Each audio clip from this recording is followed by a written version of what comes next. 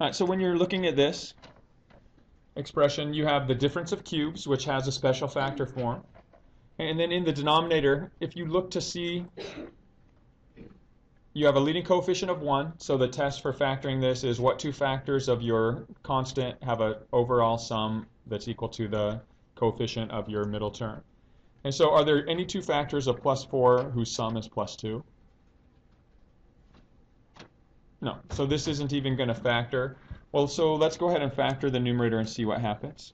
In the numerator, we have a base of z cubed, and we have a base of negative 2 cubed as our difference of cubes. So when we factor that, we're going to have two factors, a binomial and a trinomial. The binomial is just going to be the sum of those bases. So a z plus a negative 2 is our first factor. And then the trinomial, we're going to take our first base z and square it. Our last term is going to be the second base negative 2 squared, which is a plus 4. And our middle term is the opposite of this product. So z times a negative 2 is negative 2z. Change the sign to get your opposite.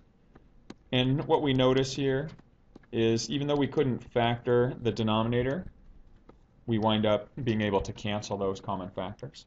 So your overall solution winds up being z minus 2.